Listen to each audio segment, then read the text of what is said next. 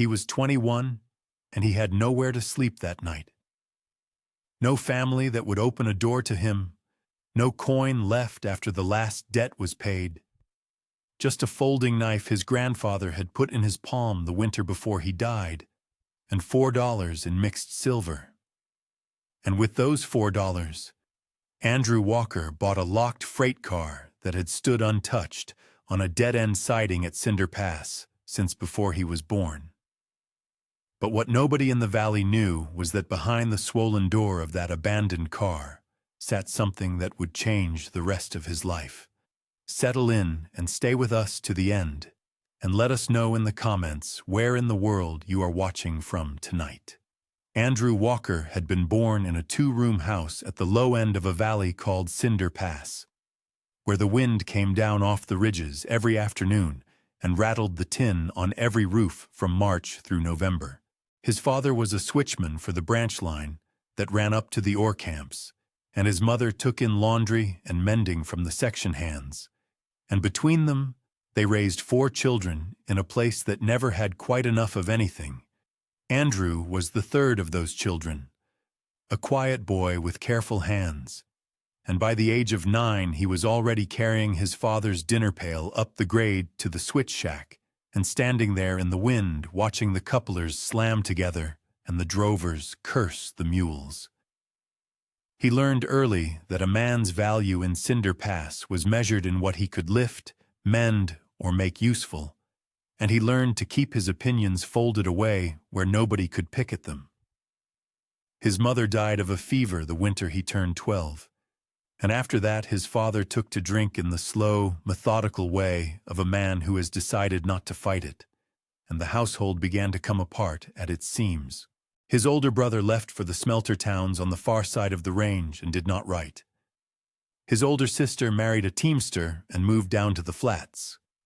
His younger sister, still a child, was sent to their aunt in the Plains country, and Andrew was left with his father in the 2-room house, tending the stove and cooking what he could, and listening at night to the man weep in a chair by the window. What saved him in those years was an old man named Hollis Barrow, a widowed carpenter and part-time wheelwright, who kept a shop at the north edge of town beside the water tank. Hollis had lost his wife and both his sons to the same diphtheria winter years before, and he lived alone above his shop with a yellow dog and a set of tools he had inherited from his own father in Pennsylvania. When Andrew was 13, Hollis caught the boy staring through the shop window at a half-finished wagon tongue, and instead of chasing him off, he opened the door and set him to sweeping shavings. From that day forward, Andrew spent every hour he could steal in that shop, and Hollis taught him without ceremony how to plane a board true, how to read the grain of oak and ash and hickory, how to set a nail so it drew the wood tight, how to sharpen a chisel on a wet stone until it would shave the hair off his forearm. Hollis rarely spoke more than a sentence at a time, but he watched and he corrected. And by the time Andrew was 16, the old man was letting him build spoke wheels and coffin lids on his own. Hollis died in his sleep in the second winter of Andrew's 17th year, and Andrew was the one who found him, sitting upright in his chair with the yellow dog at his feet and a mug of cold coffee on the arm of the chair. In the drawer beside the bed was a folded handkerchief containing $11, and a note that said the tools were to go to the boy. But Hollis had no will filed with the county, and a nephew from Missouri arrived within the month and took the shop, the tools, the dog, and the $11, and left Andrew with nothing but the folding pocket knife that Hollis had given him one Christmas, a bone-handled Sheffield blade with a brass bolster, worn thin along one edge from years of stripping bark and cutting twine. Andrew carried that knife in his right front pocket every day afterward and reached for it without thinking whenever his hands needed something to do. His father died 2 winters after that, quietly and without ceremony, and the little house at the low end of the valley went to a cousin Andrew had never met to settle a debt Andrew had not known existed. There was a paper drawn up at the county seat and a signature required, and Andrew signed it in a room that smelled of tobacco and ink, and walked out into the road without a place to sleep. He was 20 years old that spring, and he took work where he could. A summer building corral fence for a rancher up on the bench, a fall loading ore sacks at the tipple, a winter cutting cordwood for the section crew. And he slept in bunkhouses and haylofts, and once, for a stretch of 3 weeks, in the back of an empty grain wagon parked behind the feed store. He did not complain, and he did not ask for favors, and he did not tell anyone in Cinder Pass that he was, in the plainest sense of the word, homeless. By the spring, he turned 21. The cordwood contract had ended, and the section crew had been cut in half by a change in the timetable. And Andrew had exactly $4.11 to his name, and no prospect of steady work before the summer haying began in July. He had begun to think seriously about walking down out of the valley altogether, following the rails east to the flats where his younger sister lived with the aunt, and asking for a place at their table for the first time in his life. He had never asked anyone for anything, and the thought of it sat in his chest like a swallowed stone. It was in that frame of mind, on a windy Thursday morning in the last week of April, that he walked down to the dead-end siding below the water tank to see what the railroad was selling off at the quarter-yearly scrap auction, and stood in the cold, looking at a single locked freight car nobody else in the small crowd seemed to want. The auction was run out of the back of a buckboard by a thin man from the district office named Pearly Doyle, who wore a black overcoat 2 sizes too large and read from a clipboard in the flat, uninterested voice of a man who had done the same work in a dozen small stations that month. There were 7 lots. 6 were pallets of bent rail spikes, a stack of rotted ties, a length of chain, a pair of switch-stand lamps with the glass broken out, a coil of frayed manila rope, and a set of iron wheel hubs from a hand truck. The 7th lot was the freight car. Pearly Doyle read the numbers stenciled on its side and the date it had been listed as out of service, and he said that the car came as it stood, with its contents whatever they were, and that the railroad made no claim as to what was inside, and no promise that the door would open, and that the buyer would have 30 days to remove it from the siding or forfeit it back to the line. He asked for an opening bid of $1. Nobody spoke. He asked for 50 cents. A man from the livery laughed once and walked away toward the water tank. The wind came down off the pass and moved the skirts of Pearly Doyle's overcoat and rattled the paper on his clipboard. And Andrew Walker stood with his hands deep in the pockets of his canvas coat and felt the 4 silver coins in the right-hand pocket click against each other, and felt the bone handle of the folding knife in the front of his trousers press against his thigh. He thought about the flats, and about the aunt he had met twice, and about the sound his voice would make asking for a bed, and he took his right hand out of his pocket and raised it slowly in the cold air. Pearly Doyle looked up from the clipboard and asked him for a number. Andrew said $4. Pearly Doyle wrote it down without expression and asked if there were other bids, and hearing none, tapped his pencil twice against the wood of the buckboard and said the car was sold. He came down off the wagon with a receipt book and wrote out a bill of sale in duplicate on a piece of blue carbon paper, and Andrew signed his name on both copies in the careful hand Hollis Barrow had taught him for marking finished work. He counted out the 4 silver dollars into Pearly Doyle's gloved palm and put the 11 cents back into his pocket and folded his copy of the receipt into the pocket of his shirt against his chest. Pearly Doyle told him that the key to the padlock had been lost sometime in the 1890s, and that the door had not been opened in the memory of any man currently employed by the line, and he wished him luck in a voice that suggested he did not believe in it. And he climbed back into the buckboard and drove the horse away toward the depot. The small crowd broke apart without speaking to Andrew. A woman in a gray shawl looked at him once as she passed, and shook her head in the tight way people shake their heads at a boy who has done a foolish thing. And then she went on down the road toward the mercantile with her basket over her arm. Within 10 minutes, Andrew Walker was alone at the dead-end siding with a folded receipt in his shirt pocket, 11 cents in his coat, a folding pocket knife in his trousers, and a locked freight car that was now, by the plain black ink of the district office, his own. He stood for a long moment, looking at it. The car was 36 feet long from coupler to coupler and about 9 feet wide across the side sill, and it sat on trucks that had rusted in place so completely that the wheels had bonded to the rail in dark orange scabs. The plank sides had gone the silver-gray color that unpainted pine goes after 20 winters of sun and snow, and the roofline sagged a little at the center where the ridgepole had settled. The sliding door on the near side was held shut by an iron hasp and a padlock the size of a man's fist, and the wood of the door was swollen tight against its frame from decades of weather, and a bird's nest was jammed up under the eave above it.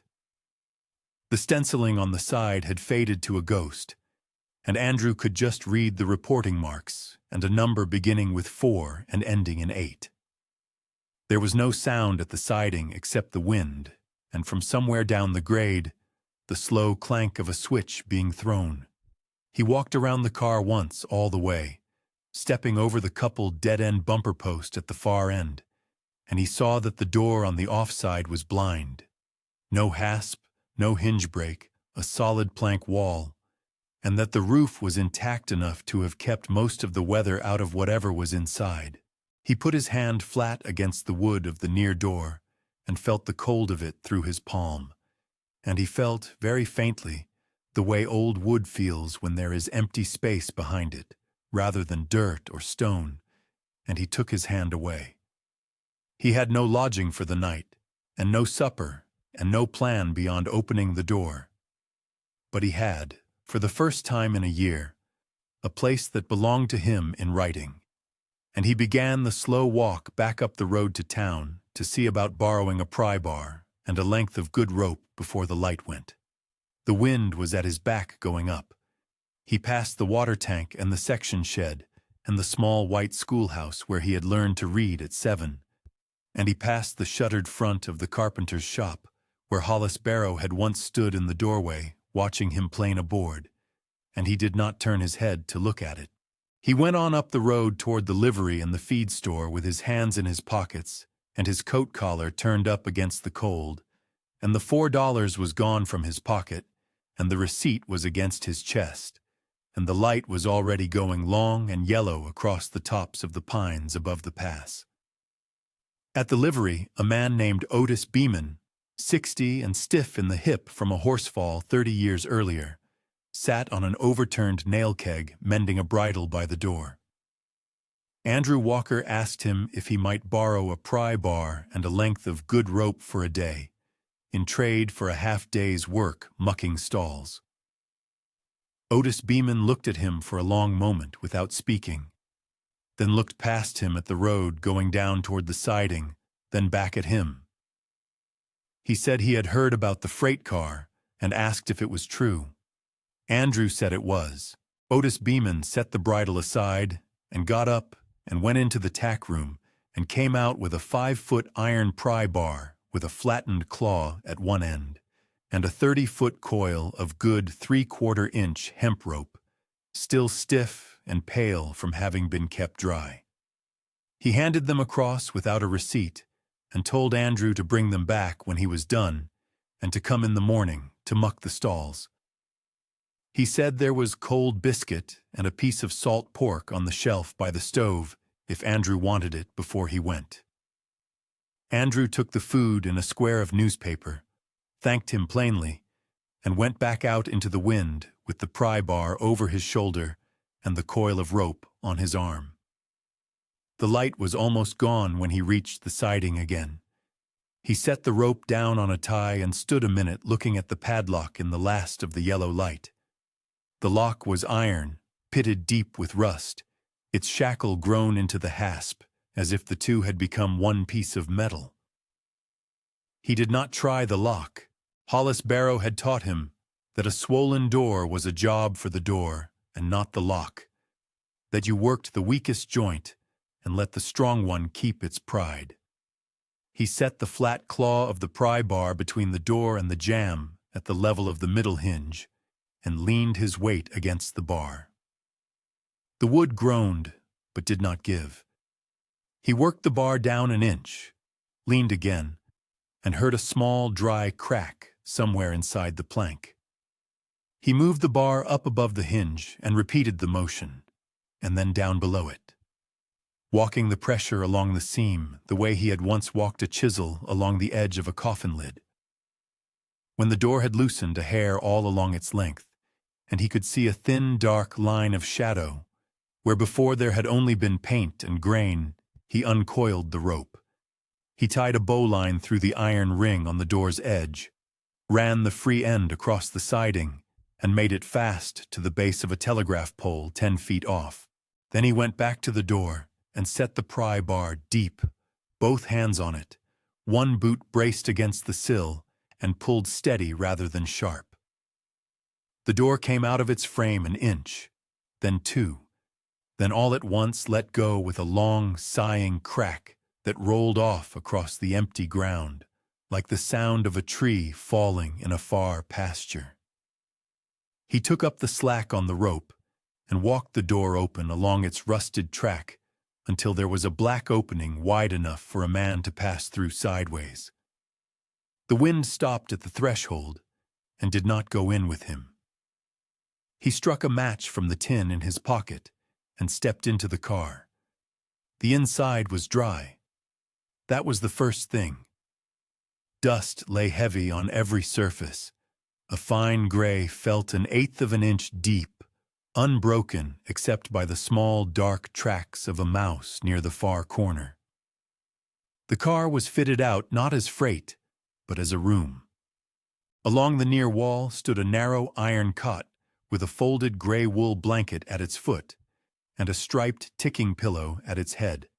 Beside the cot was a small sheet iron stove with its pipe going up through a metal collar in the roof, a tin coffee pot on its lid, and a split of dry pine stacked neatly in a wooden crate at its side. Under the far window, boarded from outside, was a plank desk with a kerosene lamp, a green blotter, an ink well-dried black, a wooden pen, and a stack of ledgers bound in canvas. Above the desk, on a nail, hung a station master's peaked cap of dark blue wool, its brass badge tarnished nearly green, and beside it, on another nail, a heavy silver pocket watch on a braided leather fob. On the floor beside the cot were a pair of laced boots, sized for a man, stiff with age, the leather cracked at the toe but the soles still sound. A gray canvas grip stood at the foot of the cot, with the letters R.M. stenciled on its side in white paint, faded almost to the color of the canvas. Andrew Walker lit the lamp on the desk with the same match. The wick took slowly and then steadied, and yellow light filled the car and threw his own long shadow up the far wall.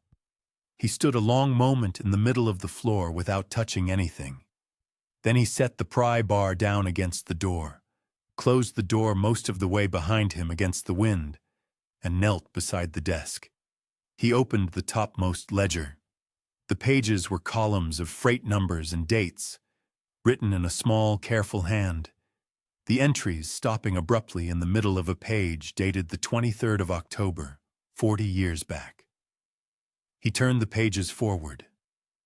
All were blank after that day. He set the ledger aside and opened the drawer of the desk.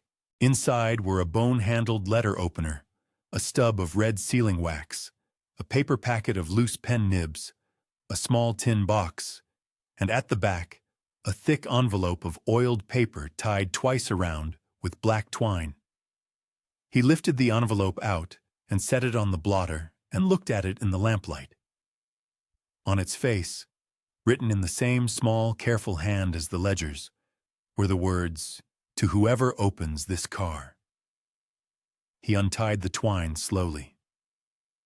Inside the envelope was a folded letter of 3 pages and, beneath the letter, a canvas pouch tied at the neck, and beneath the pouch, a folded document sealed with the red wax stamp of the district land office. He set the pouch and the document aside without opening them and unfolded the letter under the lamp. The letter was dated the 23rd of October, 40 years back. It began, "My name is Reuben Meacham, and I have been the station master at Cinder Pass Siding for 11 years.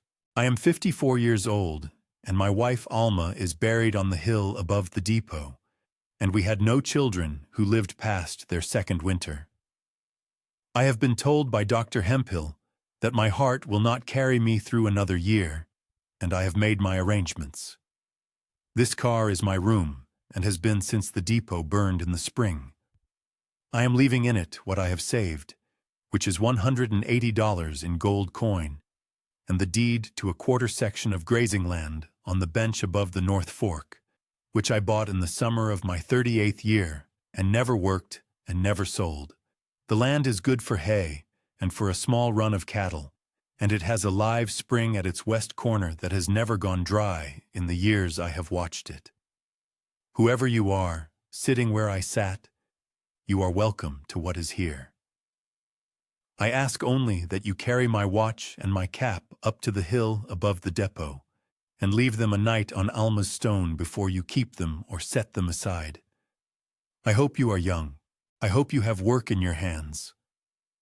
I hope the wind at Cinder Pass has not gone out of you yet." Andrew Walker read the letter twice through in the lamplight, and then he sat down on the edge of the iron cot with the letter still in his hand, and he put his other hand into the front pocket of his trousers and closed his fingers around the bone handle of the folding knife Hollis Barrow had given him one Christmas. And he did not weep. But he sat that way for a long time while the wind moved along the outside of the car and the lamp burned steady on the desk, and the silver watch on its leather fob turned once, slowly, on its nail. Andrew Walker slept that night on the iron cot in the freight car with the door pulled mostly shut against the cold and the lamp turned low on the desk. In the morning, he walked up to the livery and mucked the stalls for Otis Beeman as he had promised, then returned the pry bar and the rope, and told Otis he would be back to work whenever there was work to be had. Otis asked him where he was living now, and Andrew said the freight car, and Otis nodded once and said nothing else. Andrew carried the watch and the cap up to the cemetery on the hill above the depot that same afternoon. He found Alma Meacham's stone beneath a lodgepole pine at the east edge of the plot, a plain granite marker with her name, and the years 1841 to 1883 cut into its face. He set the watch and the cap on the stone as Reuben Meacham had asked, weighted the cap with a river stone so the wind would not take it, and stood there for a minute with his own cap in his hands before walking back down the hill. The next morning he went back up and collected them both, wrapped them in a square of cloth, and put them in the canvas grip with Reuben Meacham's initials on its side. Andrew took the sealed land deed and the pouch of gold coin to the district land office at the county seat, a full day's walk east along the rail line and then north on the wagon road. He arrived in the afternoon, muddy to the knees, and waited on a bench in the hall until a clerk named Foster, a young man with ink-stained cuffs and wire-rimmed spectacles, called him in. Andrew showed him the deed, the letter, and the bill of sale for the freight car. Foster read them all, checked the deed number against the ledger on his desk, and confirmed that the quarter section on the bench above the North Fork had been bought by Reuben Meacham in the summer of 1881, taxes paid through the autumn of 1893, and never transferred or sold. Foster said the taxes had been in arrears for 40 years, and the county could have claimed it. But no one had filed for it, and no one had worked it. So the deed was still good if Andrew could settle the back taxes and file a transfer of title from the estate of Reuben Meacham to himself as finder and possessor. Foster calculated the amount on a slip of paper adding interest at the county rate, and told Andrew the sum was $47.30. Andrew opened the canvas pouch on the desk and counted out the gold coins one by one until he had made the amount. Then signed the transfer papers Foster prepared, paid an additional $1.50 for the filing fee, and received a new deed with his own name written on it in Foster's careful hand. Foster shook his hand across the desk and told him the land was his free and clear.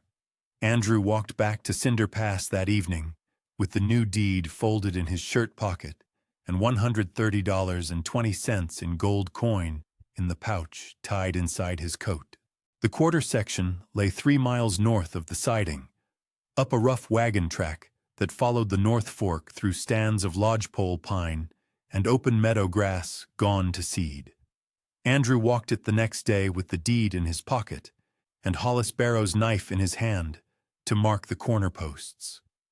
The land was as Reuben Meacham had said, 160 acres of good hay ground, sloping gently south toward the creek, sheltered on the north by a low timbered ridge, open to the sun, and bordered on the west by a live spring that came out of the rock and ran clear and cold into a gravel basin before spilling into the fork. The spring had been fitted years before with a short length of iron pipe set into the stone, and the basin was lined with flat rocks laid by hand. Andrew knelt and drank from it, then stood and looked across the quarter section toward the valley below. He could see the roof of the depot, the line of the siding, and the silver-gray shape of the freight car standing where it had stood for as long as he could remember. He marked the spring corner with a cairn of stones, walked the boundaries, and went back down to the car. Andrew began work on the land the following week. He bought a crosscut saw, a double-bit axe, a shovel, a coil of barbed wire, a box of staples, and 50 feet of milled pine board from the mercantile, paying in gold coin and receiving his change in silver and paper bills that he folded into a tin box he kept under the cot in the freight car. He walked up to the quarter section each morning before light, worked until the light was gone, and walked back down in the dark. He cut lodgepole pine from the timbered north edge of the land, limbed them with the axe, and dragged them down the slope with a rope over his shoulder to mark the line of a fence along the east boundary. He dug post holes with the shovel in soil that was frozen hard the first 2 inches down and loose and black beneath. He set the posts, strung the wire, and stapled it tight. He cleared brush and deadfall from the meadow grass, piling it in long windrows to dry for burning in the fall. Otis Beeman came up to the land one morning in the second week, driving a wagon pulled by a gray mare. He brought a sledgehammer, a bag of fence staples, a grindstone for sharpening the axe, and a tin pail of beef stew still warm from his stove. He said he had heard Andrew was working the Meacham quarter section, and he wanted to see it. He stayed through the afternoon, setting posts and running wire alongside Andrew without much talk. At the end of the day, he told Andrew the fence line was good and straight, and that Reuben Meacham would have been pleased to see it. He drove back down as the light went long across the meadow, and Andrew stood at the spring corner watching the wagon go. Iris Trask, 52, who ran the bakery on the north end of town and had known Andrew since he was a boy carrying his father's dinner pail, brought a covered basket to the freight car one evening in the third week. Inside were 2 loaves of brown bread, a crock of butter, a jar of blackberry preserves, and a dozen brown eggs packed in straw. She did not ask to come inside. She set the basket on the threshold, told Andrew she had heard he was making something of the Meacham land, and said she remembered Reuben Meacham as a kind and steady man who had once mended the latch on her oven door without asking for payment. She said if Andrew needed bread, he was welcome to come by the bakery any morning, and that she would not see him go hungry. She left before he could say much, and he stood at the door of the freight car with the basket in his hands, and watched her walk back up the road toward town. Thomas Rigby, 67, a rancher who ran cattle on the bench land west of the North Fork, rode up to the quarter section on a bay gelding in the fourth week. He wore a black hat with a flat brim, a wool vest over a gray shirt, and boots worn smooth at the heel. He sat the horse at the edge of the cleared meadow and watched Andrew work for a few minutes, then dismounted and walked over. He asked Andrew if he was the one who had bought the freight car, and Andrew said he was. Thomas Rigby asked if he had filed a deed for the Meacham quarter section, and Andrew said he had. Thomas Rigby nodded, said the land had good water and that Reuben Meacham had chosen it well, and told Andrew that if he ever wanted to run a few head of cattle on the grass, he would sell him 3 heifers and a young bull at a fair price and help him drive them up from the lower pasture. He said Andrew would need a shelter for them before winter, and that he had spare lumber and roofing tin stacked behind his barn that Andrew was welcome to haul if he could manage it. He shook Andrew's hand, mounted the bay, and rode back west along the ridge without waiting for an answer.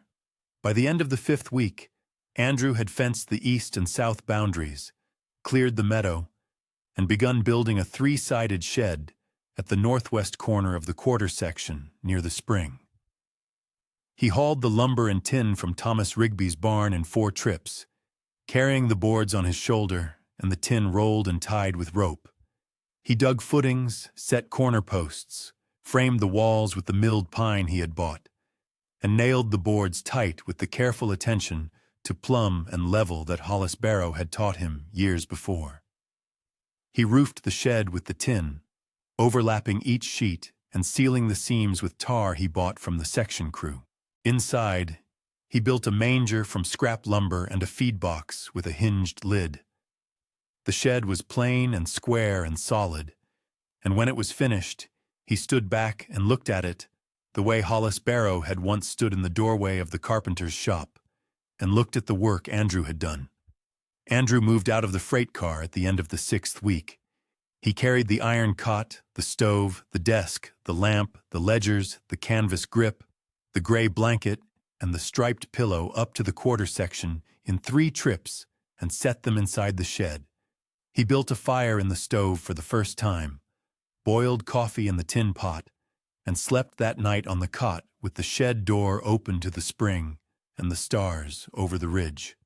In the morning, he walked back down to the siding, swept the freight car clean, and left the door open so the wind could pass through. Andrew Walker was 21 years old, and he owned 160 acres of grazing land with good water, a shed, a fence, a stove, and $98 in gold and silver coin in a tin box under his cot. People in Cinder Pass knew his name. Otis Beeman hired him 2 days a week at the livery, and Iris Trask left bread for him at the bakery without asking for payment until he insisted. Thomas Rigby sold him 3 heifers and a young bull in the first week of summer, helped him drive them up to the quarter section, and stayed to help Andrew pen them in the meadow. The heifers were red with white faces, still young, and the bull was a dark red shorthorn with a calm temperament. Andrew named none of them, but he walked the fence line every morning and evening to check the wire and the posts, and he carried water from the spring to fill the basin Thomas Rigby had helped him dig at the edge of the meadow. In the long summer evenings, Andrew sat on the steps of the shed with a cup of coffee and watched the cattle graze in the meadow below. The sun went down behind the ridge, and the light turned the grass gold, then purple, then gray. He could hear the spring running into the basin and the sound of the cattle moving slowly through the grass. He kept the silver watch on its leather fob hung on a nail inside the shed, and beside it he hung the folding knife with the bone handle that Hollis Barrow had given him. At night, he lit the lamp on the desk and read through the ledgers Reuben Meacham had kept, studying the careful columns of freight numbers and dates, the small notations in the margins, and the blank pages that followed the entry for the 23rd of October, 40 years back. People in the valley began to call the quarter section the Walker Place. When someone asked directions to the spring above the North Fork, they were told to go up past the Walker Place and turn west at the ridge. When Thomas Rigby spoke of the grazing land on the bench, he mentioned Andrew Walker's fence line as a landmark. When Otis Beeman needed a hand at the livery, he sent word up to the Walker Place, and Andrew came down and worked without asking what the pay would be. In the autumn, Andrew cut hay from the meadow with a borrowed scythe, raked it into windrows, and stacked it under a canvas tarp beside the shed.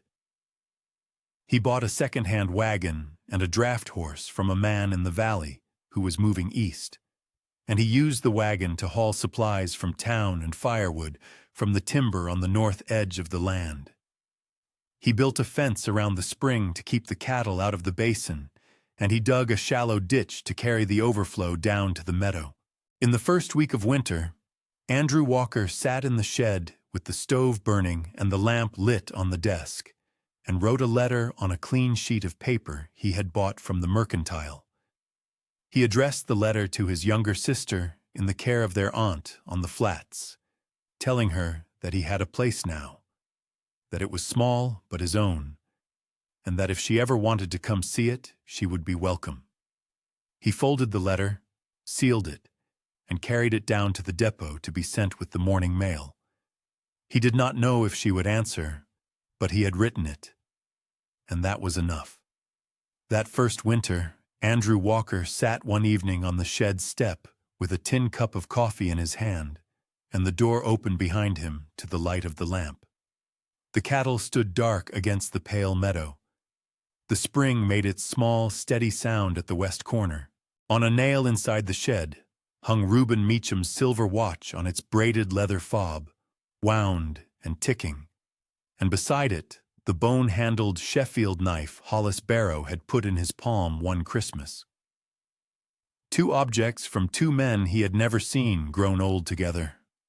One who had taught him to plane a board, and one who had left him a letter and a piece of ground. He thought of the woman in the gray shawl who had shaken her head at him at the siding, of the cousin he had never met who had taken the little house at the low end of the valley, of the nephew from Missouri who had taken the shop and the dog and the $11, and he found he held no grudge against any of them, because none of them had known what was behind the swollen door of a freight car nobody wanted. He thought of Reuben Meacham's line about the wind at Cinder Pass, and he understood that the wind had not gone out of him, and would not. Andrew Walker was 21, and he had been homeless. He had $4.11 to his name, and he spent 4 of it on a locked railroad car at a dead-end siding that had stood there since before he was born. It was the best $4 he ever spent. If this story stayed with you, subscribe and share it with someone who needs it, and tell us in the comments. What have you walked past that others called worthless, and what might be waiting behind a door only you are willing to open?